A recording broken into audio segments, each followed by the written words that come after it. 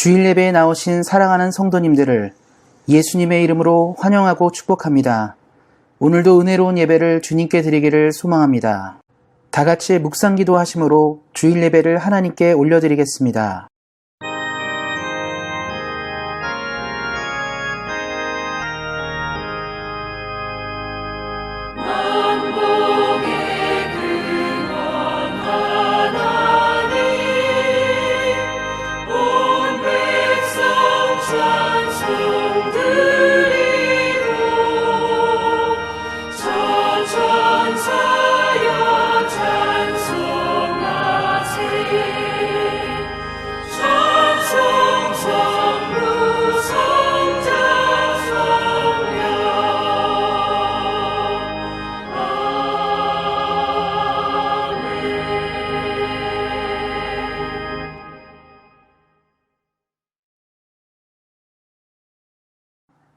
다 같이 사도신경 하심으로 신앙 고백 하나님께 올려드리겠습니다. 전능하사 천지를 만드신 하나님 아버지를 내가 믿사오며 그 외아들 우리 주 예수 그리스도를 믿사오니 이는 성령으로 잉태하사 동정녀 마리아에게 나시고 본디오 빌라도에게 고난을 받으사 십자가에 못 박혀 죽으시고 장사한 지 사흘 만에 죽은 자 가운데서 다시 살아나시며 하늘에 오르사 전능하신 하나님 우편에 앉아 계시다가 저리로서 산 자와 죽은 자를 심판하러 오시리라. 성령을 믿사오며 거룩한 공회와 성도가 서로 교통하는 것과 죄를 사하여 주시는 것과 몸이 다시 사는 것과 영원히 사는 것을 믿사옵나이다. 아멘. 다 같이 성시교독 하시겠습니다.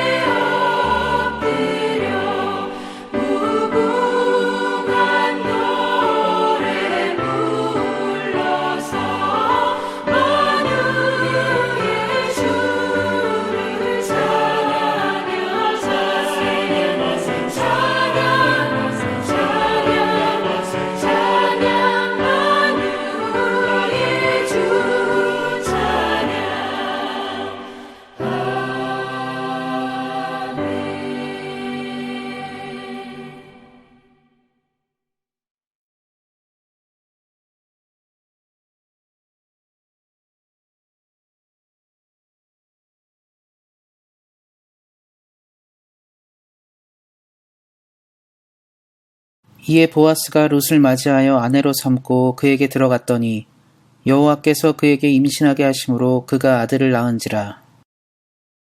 여인들이 나오미에게 이르되 찬송할지로다. 여호와께서 오늘 내게 기업 물을 자가 없게 하지 아니하셨도다. 이 아이의 이름이 이스라엘 중에 유명하게 되기를 원하노라. 이는 내 생명의 회복자이며 내 노년의 봉양자라. 곧 너를 사랑하며 7 아들보다 귀한 내 며느리가 낳은 자로다 하니라. 나오미가 아기를 받아 품에 품고 그의 양육자가 되니 그의 이웃의 여인들이 그에게 이름을 지어주되 나오미에게 아들이 태어났다 하여 그의 이름을 오벳이라 하였는데 그는 다윗의 아버지인 이새의 아버지였더라. 베레스의 계보는 이러하니라. 베레스는 헤스론을 낳고 헤스론은 람을 낳았고 람은 아미나답을 낳았고 암미나답은 나손을 낳았고 나손은 살몬을 낳았고 살몬은 보아스를 낳았고 보아스는 오벳을 낳았고 오벳은 이새를 낳고 이새는 다윗을 낳았더라. 아멘. 기도하고 말씀 듣도록 하겠습니다. 언제나 우리에게 은혜를 부어주시고 소망을 주시는 하나님, 우리가 지금 이 시간 거룩하고 간절한 마음으로 주의 말씀을 듣고자 합니다. 이 시간 함께 해주셔서 풍성한 은혜를 내려주시고 하나님의 말씀이 우리 사랑하는 성도님들의 삶에 아름다운 열매로 나타나게 하시기를 기도합니다. 이 시간 말씀을 전하는 사람과 듣는 모든 사람들에게 풍성한 은혜를 내려주실 하나님을 신뢰하며 우리를 구원하신 우리 주 예수 그리스도의 이름으로 기도하였습니다. 아멘. 오늘은 7 아들보다 귀한 며느리라는 말씀의 제목으로 함께 은혜를 나누고자 합니다. 오늘은 캐나다의 마더스데이이며 어제는 대한민국의 어버이날이었습니다. 그래서 오늘은 요한계시록의 교회 대신에 효에 대한 말씀으로 은혜를 나누려 합니다. 한국 사회는 시어머니와 며느리의 고부간의 갈등으로 시댁에 시자가 들어가는 말은 다 싫다라는 표현이 있습니다. 어머니 하면 참 친근한 이 말이 시어머니로 바뀌면 불편한 말이 되고 동생 하며 한없이 귀여운 이 표현이 시동생 하면 정 떨어지는 표현이 됩니다. 이렇듯 우리나라의 며느리들은 시댁 사이에 넘을 수 없는 강이 있습니다. 아무리 잘해도 시어머니는 어머니가 되지 못하고 며느리는 딸이 되지 못합니다. 이러한 일은 전통적인 가정을 가진 사회에서 두드러지게 나타나는 현상입니다. 그런데 오늘 우리가 살펴볼 룻은 7 아들보다 귀한 며느리라고 성경은 이야기하고 있습니다. 딸로도 취급받기 어려운 며느리가 아들보다 낫다라고 여겨지는 것은 당대나 지금이나 쉽게 이해되는 말이 아닙니다. 그래서 우리는 룻이 자신의 시어머니인 나오미를 어떻게 대했기에 이런 칭찬을 들었는지 오늘 말씀을 통하여 만나보도록 하겠습니다. 먼저 오늘 본문 15절에 나오는 7 아들보다 귀한 며느리라는 표현이 말하는 의미를 살펴보도록 하겠습니다. 7 아들보다 귀하다라는 이 말에는 깊은 의미를 가지고 있습니다. 그것은 이스라엘의 숫자 개념을 이해할 때 더 잘 이해할 수 있습니다. 고대 이스라엘 사람들은 숫자 7을 완전수라 여겼습니다. 그래서 창세기의 창조는 마지막 날이 7일이었고 우리가 살펴보고 있는 요한계시록의 7 교회도 7이란 상징수를 통하여 모든 교회를 지칭하는 말입니다. 또한 성경의 여러 부분에서 숫자 7이 사용되는데 사용될 때마다 이는 완전함을 의미합니다. 이처럼 이스라엘은 숫자 7을 완전수로 여기는데 사람들이 7 아들이라고 사용하는 표현은 7 아들이 있는 가정은 그 축복이 완전함을 의미합니다. 그런데 룻을 향해서 7 아들보다 낫다고 한 것은 룻이 그의 시어머니인 나오미에게 어떤 아들과도 바꿀 수 없는 최고의 며느리로 사람들이 찬사를 보낸 것입니다. 좀처럼 아름다운 관계를 가지기 어려운 고부간에 룻은 시어머니를 사랑과 헌신으로 섬겨받은 찬사입니다. 여기서 우리가 배울 수 있는 것은 진정한 효도란 단지 잘해주는 것을 넘어서 사랑하지 않으면 나올 수 없는 것임을 알아야 합니다. 룻은 시어머니를 사랑했기에 사람들의 눈에도 그렇게 보인 것입니다. 사랑하는 성도 여러분, 그래서 모든 인간관계가 아름답기 위해서 필요한 것은 다른 것이 아니라 사랑입니다. 사랑은 마땅한 도리를 넘어서서 더 많은 것을 나누어 주기 때문입니다. 우리 사랑하는 성도님들이 부모님에게 이러한 사랑을 하시고 또한 자녀들에게 사랑으로 존중받는 삶이 되시기를 예수님의 이름으로 축원드립니다. 룻의 이야기를 이해하기 전에 룻의 시어머니 나옴이라는 사람을 알아야 합니다. 룻기 1장 1절 2절을 보면 이렇게 말하고 있습니다. 사자들이 치리하던 때 그 땅에 흉년이 드니라. 유다 베들레헴의 한 사람이 그의 아내와 함께 두 아들을 데리고 모압 지방에 가서 거류하였는데 그 사람의 이름은 엘리멜렉이요 그의 아내의 이름은 나옴이요 그의 두 아들의 이름은 말론과 기련이니 유다 베들레헴 에브라 사람들이더라. 그들이 모압 지방에 들어가서 거기 살더니 지금 읽어드린 말씀에 따르면 나오미는 당시 이스라엘 땅에 흉년이 들어 남편 엘리멜렉을 따라 두 아들과 함께 모압으로 이주하였습니다. 여기서 나오미와 엘리멜렉이 자란 고향을 떠나 모압으로 이주한 것을 알 수 있습니다. 우리 사랑하는 성도님들 여러 가지 이유로 대한민국을 떠나 캐나다로 이주하셨을 것입니다. 시대별로 다르겠지만 대개 캐나다가 경제적으로 한국보다 낫다고 여겨서 이주하셨거나 자녀들의 교육 문제로 이주하셨을 것입니다. 어떤 이유로든 새로운 환경에서 삶을 살아간다는 것은 여러모로 쉬운 결정은 아니었을 것입니다. 그런데 룻기 1장 1절 2절에 나오는 엘리멜렉의 이주는 조금 더 깊이 살펴보아야 합니다. 이는 단지 이주의 문제만은 아니었기 때문입니다. 이스라엘 사람들은 우리가 출애굽기, 민수기, 여호수아를 살펴보면 알겠지만 갖은 고초를 겪고 가나안에 들어와서 정착했습니다. 그 이유는 하나님께서 이스라엘 민족에 보여주신 꿈과 계획이 가나안 땅에 있었기 때문입니다. 그래서 이스라엘 사람들의 법 중에 가장 지켜야 하는 법 중에 하나는 가문의 땅을 떠나거나 침범해서는 안 되는 것이었습니다. 어떤 이유를 막론하고 하나님이 주신 터전을 지켜야 할 책임이 이스라엘 백성에게 있었습니다. 그런데 엘리멜렉은 경제적인 이유, 즉 흉년이 들었다는 이유로 하나님의 허락하신 약속의 땅을 벗어나기로 결정한 것입니다. 여기서 우리가 알아야 하는 것은 먹고 사는 문제만 해결되면 하나님과의 약속은 중요하지 않다고 여긴 엘리멜렉의 잘못된 신앙이 있었다는 점입니다. 결국 가장의 잘못된 선택으로 모압에서 이들은 더 행복하고 풍성하게 산 것이 아니라 오히려 엘리멜렉 자신은 물론 두 아들까지 죽게 되었습니다. 그리고 남은 것은 엘리멜렉의 부인 나오미와 두 아들들의 며느리인 오르바와 룻이었습니다. 당시 이스라엘의 법은 과부가 된 여인들은 경제활동을 할 수 있는 길이 딱히 있지 않았습니다. 그래서 남편을 잃은 과부는 아들들을 의지하고 살았는데 나오미는 남편도 아들도 다 잃은 상태였습니다. 이는 나오미의 모든 소망이 끊어진 상태로 더 이상 나오미가 바라볼 소망이 존재하지 않았습니다. 나오미는 그래서 이를 한탄하며 고향으로 돌아간 후에 사람들에게 자신의 이름을 마라라고 부르라고 하였습니다. 나오미의 이름의 뜻은 기쁨이었고 마라는 괴로움이라는 뜻입니다. 나오미는 모든 것을 잃은 자신의 인생을 마라라고 표현하면서 괴로운 삶이라고 한 것입니다. 그리고 나오미는 고향으로 돌아가기 전에 자신들의 두 며느리에게 친정으로 돌아갈 것을 명합니다. 1장 8절 말씀에 나오미가 두 며느리에게 이르되 너희는 각기 너희 어머니의 집으로 돌아가라.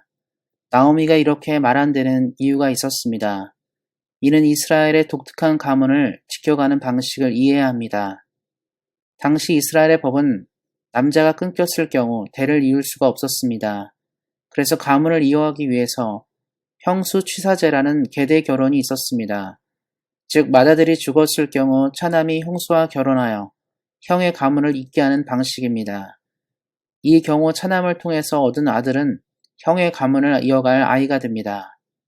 그런데 나오미가 가문을 이어가기 위해서는 나오미가 아들을 낳아 며느리에게 주는 방법밖에 없었지만 엘리멜렉 역시 죽었고 또 나이로 인해 나오미는 아이를 낳을 수 있는 상황이 되지 못했습니다.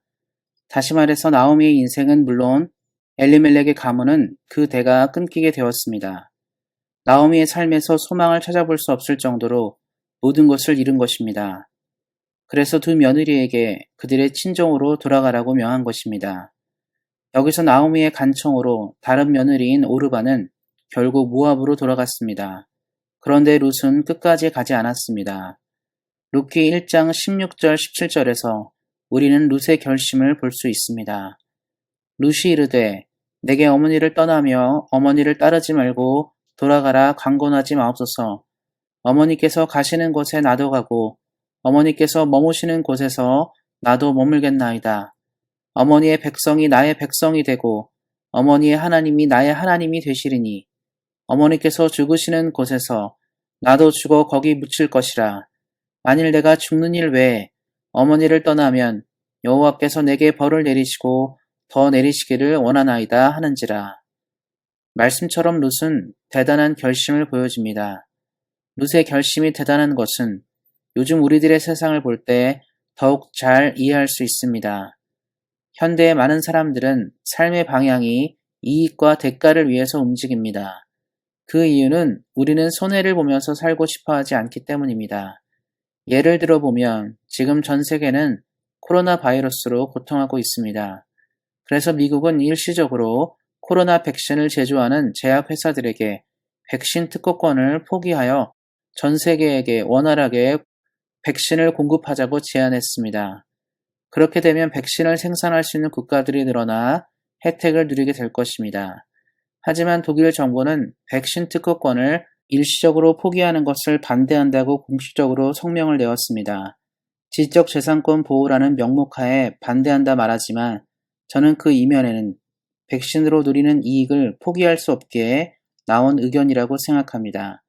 실제로 백신으로 인해서 제약회사 화이자가 벌어들일 예상 수익이 올해만 29조가 예상된다는 경제 전망이 나왔으니 이러한 막대한 이익을 누릴 수 있는 상황에서 이를 포기할 수 있는 것은 결코 쉬운 것이 아닐 것입니다. 말씀으로 돌아와서 이러한 관점에서 볼 때 룻은 대가와 이득을 위해서 시어머니를 선택하지 않았습니다.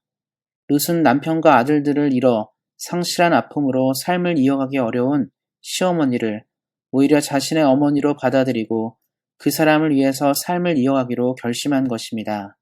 한 사람의 깊은 아픔을 공감하며 선택한 행동입니다. 사랑하는 성도 여러분, 우리가 흔히 말하는 고부간의 갈등의 이유는 바로 서로의 관계가 사랑의 관계, 섬김의 관계가 아닌 대가와 이익으로 인해서 발생하는 경우가 많습니다. 만약에 우리가 룻과 같이 상대를 깊이 이해하는 마음을 가진다면 갈등보다는 공감이 넘쳐날 것입니다. 우리 사랑하는 성도님들이 부모와 자녀들에게 더욱 공감할 수 있는 사람이 되시기를 예수님의 이름으로 축원드립니다. 룻은 시어머니를 위해서 자신이 섬기던 신도 버리고 자신과 같은 민족의 언어도 버리고 나라도 버렸습니다. 그리고 가난을 택하고 궁핍을 선택하였습니다. 이스라엘은 과부와 나그네와 고아를 가장 불쌍히 여겼는데 룻은 남편을 잃은 과부였으며 이방 사람이고 본국을 버렸으니 고아와도 같은 존재가 되었습니다. 다른 이유가 아닌 고통하는 시어머니와 함께 있기 위해서였습니다. 우리는 효에 대해서 오해하는 경향이 있습니다. 때가 되면 선물을 주고 안부 전화하고 가끔 찾아뵙고 하는 것이 효도라고 생각하는 경향이 있습니다.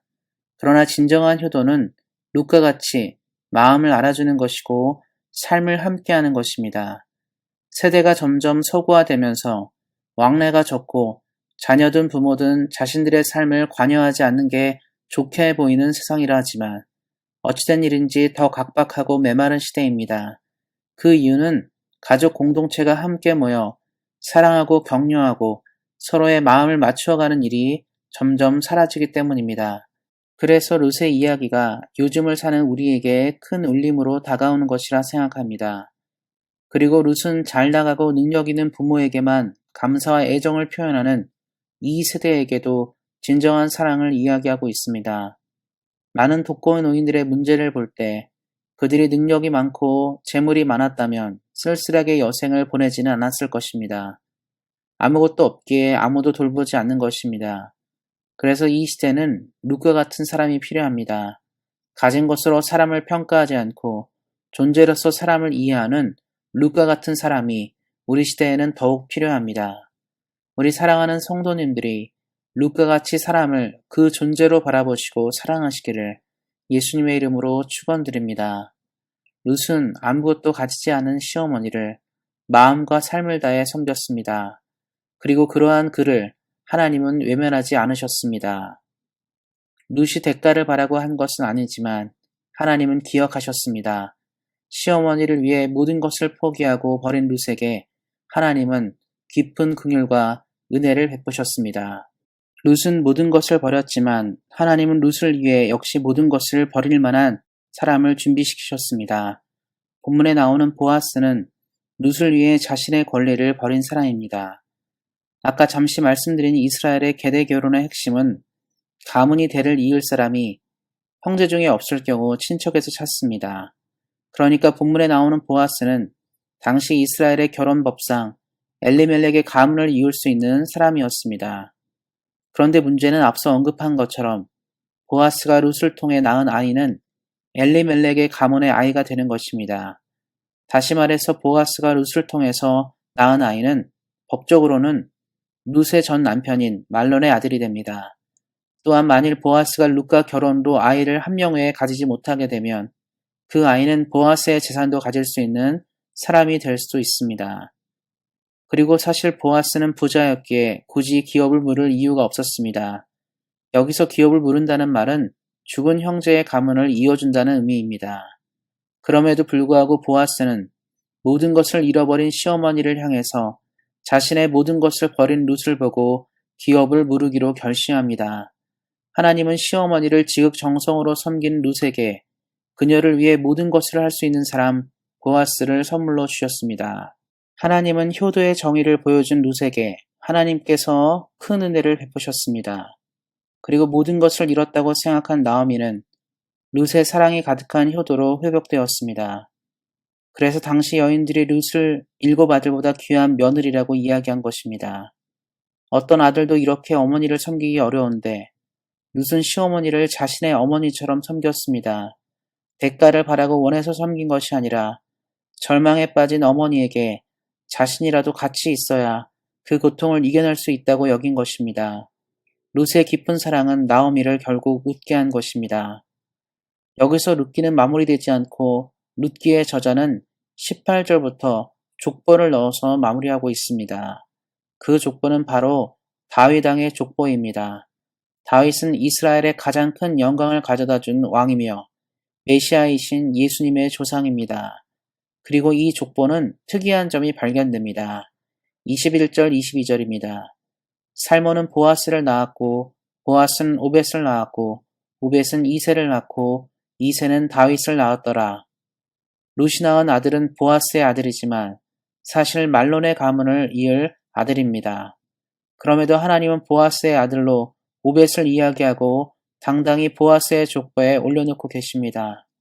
이는 하나님께서 시어머니를 위해 모든 것을 버린 룻과 그런 룻을 위해 자신의 권리를 포기한 보아스에게 주신 큰 선물입니다. 우리는 너무 값싼 효도와 사랑이 있는 시대를 살아갑니다. 물질로 인해 모든 것을 해결할 수 있다고 믿는 시대를 살아갑니다. 그래서 룻의 이야기는 너무나 귀하고 소중합니다. 진정한 이정표를 제시하기 때문입니다. 우리가 길을 떠날 때 가장 중요하게 봐야 하는 것이 바로 이정표입니다. 세계 어느 나라를 가든지 이정표가 없는 나라는 없습니다. 올바르게 원하는 목적지를 찾아가기 위해 우리는 이정표를 따라가야 합니다. 예전에 운전할 때 491 고속도로를 웨스트 방향으로 타야 하는데 이정표를 잘못 보고 이스트 방향으로 간 적이 있었습니다. 그러다 보니 목적지와 반대 방향으로 가게 된 일이 있었습니다. 이처럼 제대로 이정표를 보고 따라가는 것은 우리에게 참 중요합니다. 우리는 사실 효도에 대해서 많이 듣고 배웁니다. 그도 그럴 것이 우리 민족은 오래도록 유교의 영향권에 있었고 효나 춤과 같은 사상이 매우 중요한 나라입니다. 그러다 보니 부모를 잘 섬기는 것에 대해서 중요함을 우리는 모르지 않습니다. 하지만 점점 세대가 부모를 섬기고 돌보는 일에 애정과 관심이 식어져 갑니다. 특히 젊은 세대들은 더욱 모릅니다. 그래서 우리는 이정표와 같은 룻을 가르치고 배울 필요가 있습니다. 우리 사랑하는 성도님들 중 부모님이 살아계신 분들은 룻과 같이 부모님을 사랑으로 섬기시기를 예수님의 이름으로 부탁드립니다. 그리고 혹 부모님이 이미 돌아가신 분들은 자녀들이나 손주와 손녀들에게 룻의 이야기를 가르치시기를 예수님의 이름으로 부탁드립니다. 그래서 우리의 자라나는 세대들이 진정한 효를 배우기를 소망합니다. 우리 사랑하는 온세안교회 성도님들이 늘 룻과 같이 사랑이 가득하여 사랑으로 부모를 섬기며 자녀들에게 사랑받으시기를 예수님의 이름으로 축원드립니다. 기도하겠습니다. 하나님, 오늘 말씀을 나눈 것처럼 우리 사랑하는 성도님들이 부모를 잘 섬기게 하시고 또한 자녀들로부터 귀한 섬김을 받게 하시기를 기도합니다.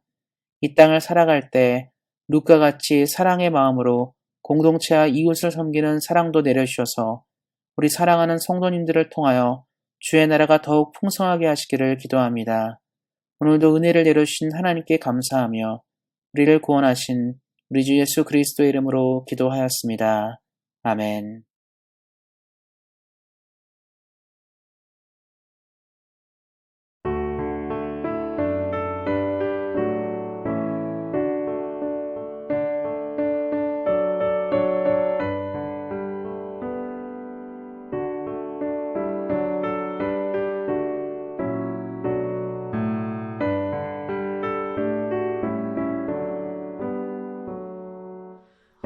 어머니의 넓은 사랑 귀하고도 귀하다.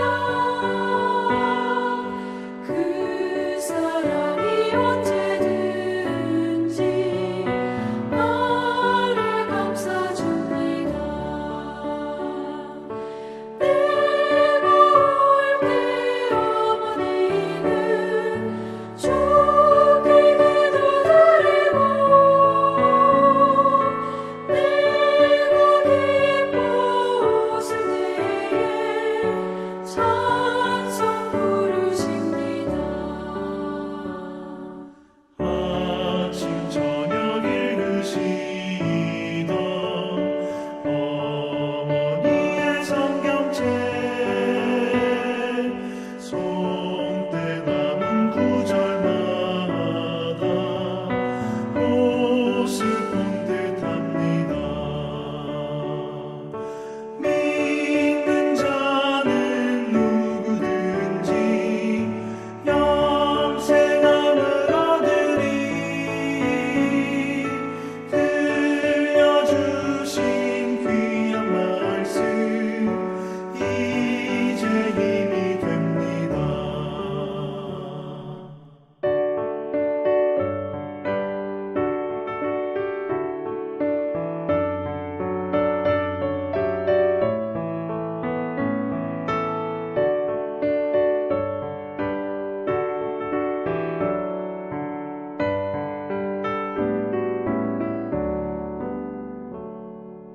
홀로 누워 괴로울 때 헤매다가 지칠 때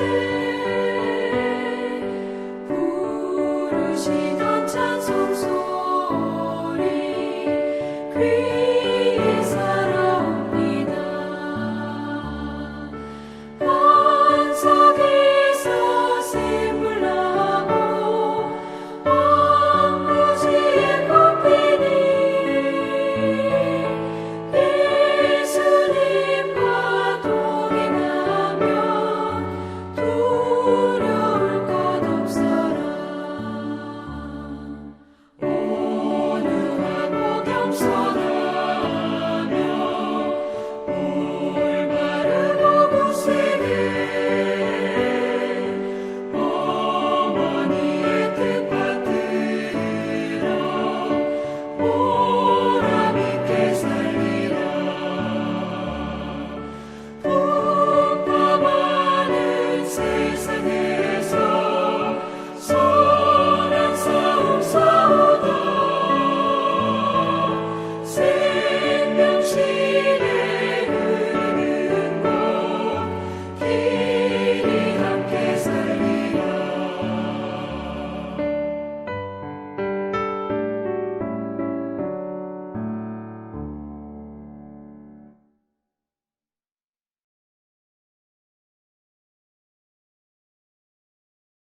헌금을 위해서 기도하겠습니다. 하나님 감사합니다. 오늘도 은혜를 허락하여 주시고 귀한 예배를 드리게 하신 하나님께 감사를 드립니다. 오늘도 귀한 마음으로 정성을 들여 주님께 예물을 드립니다. 이 예물을 통하여 하나님 나라가 부흥되고 확장되게 하시고 하나님의 뜻만을 성취하는 예물이 되도록 함께 하시기를 기도합니다. 귀한 것을 드리는 우리 사랑하는 성도님들을 기억하여 주셔서 하늘의 아름다운 복과 땅의 기름진 복으로 함께하게 하시며 어디를 가고 무엇을 하든지 주님의 능력으로 승리하는 인생 되도록 함께 하시기를 기도합니다. 날마다 드릴 것이 있는 믿음으로 인도하시는 하나님께 감사하며 우리 주 예수 그리스도의 이름으로 기도하였습니다. 아멘.